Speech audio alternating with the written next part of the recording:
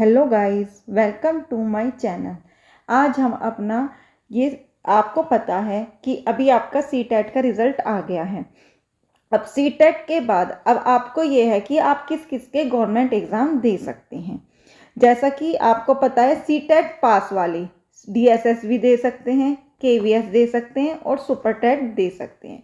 जैसा कि आपको पता है, सुपर टेट का तो कितने 1 साल से आने की हो रही है, लेकिन अभी तक कुछ अता पता नहीं है। इलेक्शंस भी हो गई कि इलेक्शंस के बाद आएगी, लेकिन अब भी उसका कोई अपडेट नहीं है। अभी यूपी टेट के रिज़ल्ट के बाद ही यूपी टेट का रिज़ल्ट भी आ गया है, उस पर भी अभी वो चल रहा है कि आंसर की में ये है प्रॉब्लम, वो है।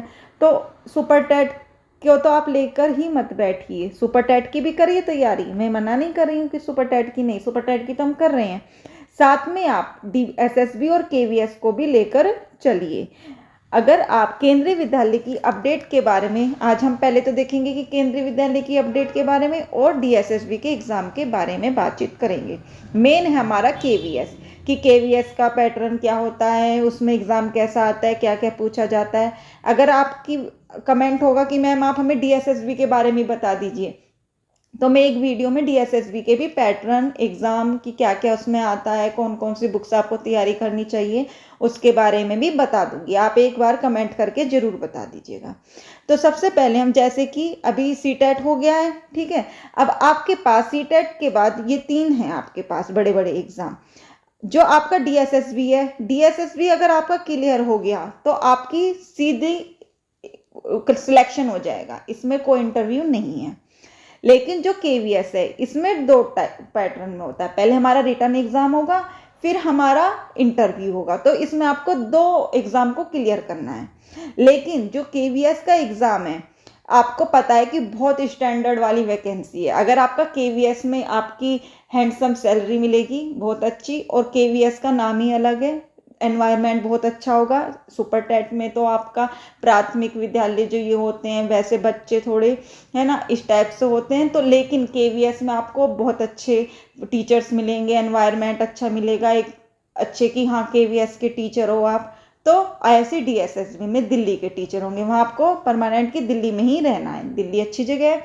तो आप देखिए, सुपर टेट के साथ साथ आप अपना एक एम, केवीएस और डीएसएसबी लेके चलिए, और तीनों का सिलेबस सेम सेम है, अलग नहीं है। अगर आप सुपर टेट की तैयारी कर रही हैं तो आपकी डीएसएसबी की भी हो रही है और केवीएस की भी, बस थोड़ा सा आपको चेंज करना पड़ेगा, थोड़ा सा और मतलब ऐड कर दो उसमें, है ना, जैसे करंट वगैरह में, या आपका जो और उसमें अलग से सिलेबस है, ठीक है। तो हम इसमें इस टाइप से कर सकते हैं। आपको पता है केवीएस का एग्ज़ाम 2018 के बाद से नहीं हुआ है। पहले केवीएस हर साल एग्जाम लेता था, लेकिन 2018 के बाद कोरोना की वजह से एग्जाम केवीएस की वैकेंसी नहीं निकल पाई है। अब केवीएस पर बहुत जोरों शोरों से वर्क चल रहा है, जैसा हमें पता चला है कि बहुत अब इसकी वैकेंसी, क्योंकि अब आपके सीबीएसई के एग्जाम में 10th के 12th के, तो जैसे ही वो कह रहे हैं कि जैसे ही हम सीबीएसई के एग्जाम से फ्री हो जाएंगे, हमारा इस पे ही फोकस है, अब तुरंत ही हम अपना वो क्या करते हैं, नोटिफिकेशन रिलीज कर लेंगे। तो आप ये मानिए आपके जुलाई तक वैकेंसी का नोटिफिकेशन आ जाएगा। और जैसे पहले नोटिफिकेशन आ चुका है कि कितनी वैकेंसी इसमें खाली, 3000 से 4000 तक इसमें आपकी वैकेंसी है। तो अगर ये आ गया तो आपके पास 3 महीने बचेंगे फॉर्म के बाद तैयारी के। तो ये लगा लीजिए, आपका अगर सितंबर अक्टूबर तक नोटिफिकेशन आ जाता है, फॉर्म फिल हो जाता है, तो आपका लास्ट में दिसंबर जनवरी में एग्ज़ाम हो जाएगा। और केवीएस ऐसा एग्जाम है कि इसमें आपको ये नहीं कि तुरंत तैयारी करोगे 1 महीने में तैयारी हो गई, आपको पहले से ही इसका एम लेकर चलना पड़ेगा। अगर आप कहोगे कि मैम हमें केवीएस की भी तैयारी करा दीजिए, तो मैं आपको दोनों को रिलेटेड की इसमें दोनों से रिलेटेड करके आपको तैयारी करा दूंगी। तो सबसे पहले जैसे हमने यहाँ पे पढ़ा है कि डीएसएसबी सीटेट पास के बाद हम डीएसएसबी, केवीएस और सुपर टेट दे सकते हैं, लेकिन यूपी टेट के बाद हम केवल सुपर टेट ही दे सकते हैं। अब ये आता है इसमें ऑप्शन कि निगेटिव मार्किंग होगी क्या, तो इसमें हमारी निगेटिव मार्किंग नहीं होती। किसमें? केवीएस में हमारी निगेटिव मार्किंग नहीं है, लेकिन जो डीएसएसबी है इसमें हमारी निगेटिव मार्किंग होती है। तो एक वीडियो में आपको मैं डीएसएसबी के बारे में भी पूरा बता दूंगी। आप मुझे बता दीजिएगा कि मैम अगर आपको डीएसएसबी के बारे में जानना है, एग्जाम के पैटर्न के बारे में, तो आप मुझे कमेंट करके बता दीजिएगा, मैं एक वीडियो में डीएसएसबी के बारे में भी बता दूंगी। तो हमारे पास 3 मंथ होंगे केवल तैयारी। अभी से हम करेंगे तो काफ़ी मंथ्स हैं, तो आप अभी से अपनी सुपर टेट के साथ साथ, क्योंकि अभी इसका कुछ नहीं पता, ये हमारी यूपी की भर्ती है, ये ऐसी है, होने के बाद भी इनका कुछ नहीं पता चलता, एक एक साल लटकी रहती हैं। तो और जो ये होती हैं आपकी डीएसएसबी और केवीएस, ये जिस टाइम नोटिफिकेशन हो आ गया उसके बाद एग्ज़ाम भी होगा, तुरंत आपका सिलेक्शन भी हो जाएगा अगर आपने क्लियर कर लिया है। अब हम बात करते हैं मेन अपने आज के टॉपिक में केवीएस की। तो केवीएस में निगेटिव मार्किंग नहीं है। अब पैटर्न क्या आता है, रिटर्न एग्जाम होगा फिर इंटरव्यू होगा। रिटर्न एग्जाम में कितने क्वेश्चन आएंगे, 150, और इंटरव्यू में कितने मार्क्स का होगा, 60 मार्क्स का। ठीक है। अब क्वालिफिकेशन क्या क्या होती है इस केवीएस में, आपका डीएलएड होना चाहिए, बीएड होना चाहिए, साथ में सीटेट का, अगर आप पेपर 1 के लिए फिल कर रहे हो प्राइमरी के लिए तो पेपर 1 क्लियर, और अगर आप टीजीटी के लिए कर रहे हो तो पेपर 2 क्लियर होना चाहिए। उसके बाद अब जैसे इसमें मैंने रेशियो लिख दिया है यहाँ पे, मतलब जो रिटर्न में आपका 85% काउंट होगा और इंटरव्यू का आपका 15% काउंट होगा।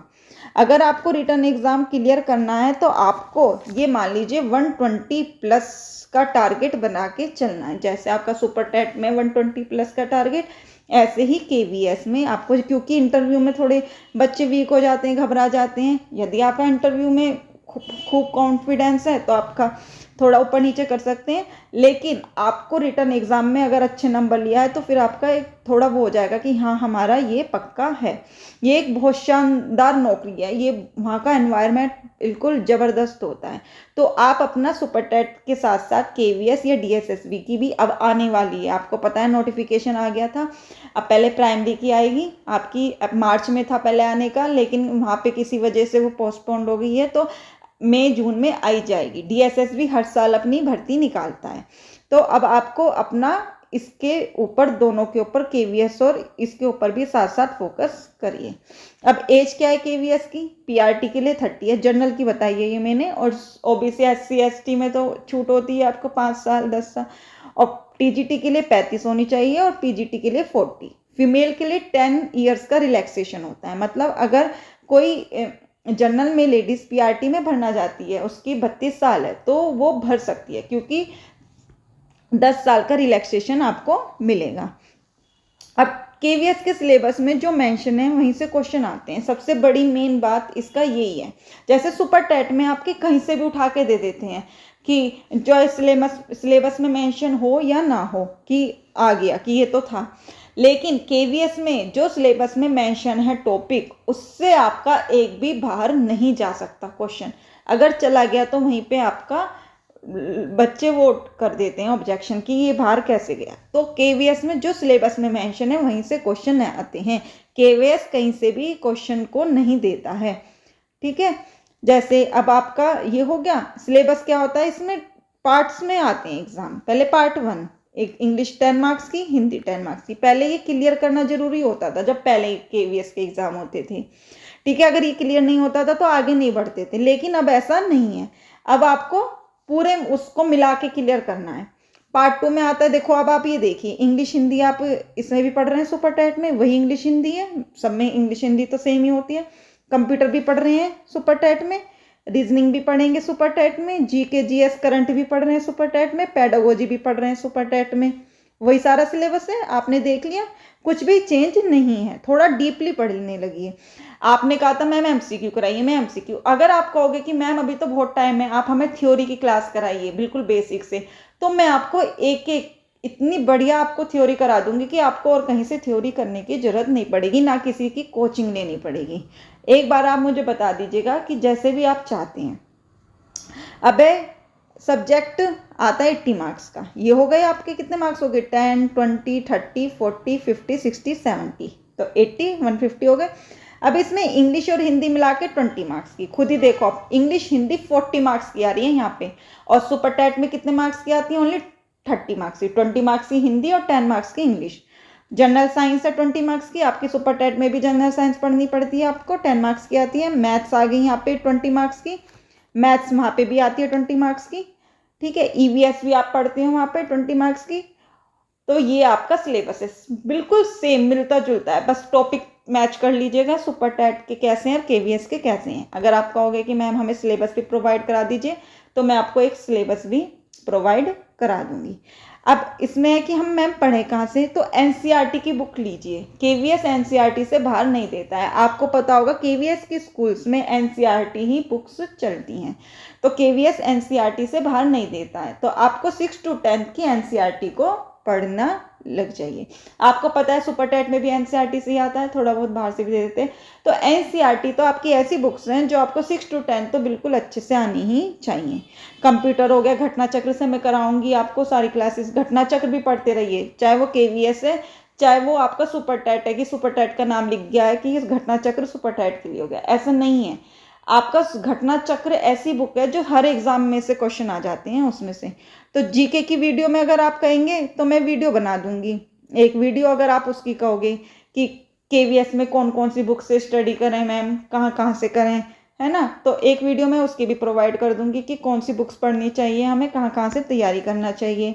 और एक अगर आप कहोगे डीएसएसबी के बारे में बता दीजिए तो मैं डीएसएसबी की भी आपकी एक वीडियो प्रोवाइड करा दूंगी। तो ये था आपका पूरा पैटर्न केवीएस का। अब आप देख लीजिए, आपको केवल सुपर टेट के लिए बैठे रहना है, उसका ही इंतजार करते रहना है 4 साल तक, 3 साल से जैसे कर रहे हैं, तो आप केवल सुपर टेट के लिए बैठे रहिए। लेकिन अगर आपको साथ में सेम सिलेबस है, डीएसएसबी में भी यही सिलेबस है, मैंने दिया हुआ है, मुझे पता है डीएसएसबी का सिलेबस कैसा है। तो अगर आप कहोगे मैम एक बार डीएसएसबी के बारे में बता दीजिए, तो मैं वो डीएसएसबी के बारे में भी बता दूंगी। डीएसएसबी में भी यही सिलेबस है, तो आपका एक एग्जाम के साथ 3 एग्जाम की तैयारी हो जाएगी। आप एक एग्जाम को फोकस करके मत बैठिए। मैं टीचर हूँ, मैं यही चाहती हूँ मेरे स्टूडेंट्स का सिलेक्शन हो जाए, तो मैं आपको हमेशा अच्छी एडवाइस ही दूंगी, ठीक है। अगर आपको कोई भी क्वेरी हो आप मुझे कमेंट करके बता दीजिएगा। और ये था कि अगर कि मेरे को पीडीएफ, मैं आपको पूरी पीडीएफ बुक की, आपको भी थोड़ा जरा वो अभी टेलीग्राम का बनाया नहीं है मैंने, चैनल बनाना पड़ेगा, ठीक है, मैं आपको बना दूंगी, लेकिन मैं सारी पीडीएफ आपको जरूर प्रोवाइड करा दूंगी। अभी नहीं तो थोड़े दिन बाद, ठीक है, थोड़ा सा बिजी चल रहा है शेड्यूल, अभी आपकी शायद 3 दिन क्लास भी ना हो पाए आगे, ठीक है, तो आप वेट मत करिएगा, 3 दिन शायद आगे क्लास नहीं हो पाएंगी, मैं आपकी फ्राइडे से प्रॉपर क्लास लूँगी। और जैसे भी आप चाहते हो कि हमारी मैम क्या कहते हैं केवीएस की भी क्लास चलाइए, दोनों को लिंक करा के, तो मुझे बता दीजिएगा कमेंट करके, मैं दोनों की क्लास करा दूंगी। आज के लिए इतना ही। अगर आप चैनल पे नहीं हो तो सब्सक्राइब कर दीजिएगा, अगर मेरी वीडियो अच्छी लगी है तो लाइक कर दीजिएगा, और अपने दोस्तों के साथ भी शेयर कर दीजिएगा अगर पुरानी हो, जो उन्हें भी क्या कहते हैं इन्फॉर्मेशन मिलती रहे, क्योंकि दोस्तों का काम होता है अपने दोस्तों की हेल्प करना। उनसे भी कि अगर कोई टीचर अच्छा पढ़ा रहे हैं उन्हें बताएं कि यहाँ पे इस चैनल पे करा रहे हैं, बता रहे हैं न्यूज़ वगैरह कि आप इस चैनल को देखिए। अच्छा दोस्त वही होता है जो अपने साथ साथ दूसरे दोस्त की भी परवाह करता है। नहीं तो आजकल तो ऐसे होते हैं, अरे हमने तो इस चैनल हमने कर लिया, हम उसे नहीं बताते, ऐसा नहीं है। जिसका जितना माइंड होगा, जिसके जो होगा, अगर उसे मिलनी होगी गवर्नमेंट जॉब तो वो आपके बिना बताए भी मिल जाएगी। तो इसलिए अपने साथ साथ दूसरों को भी बता दिया करिए। तो नहीं हो तो सब्सक्राइब कर दीजिएगा। आज के लिए इतना ही। Thank you.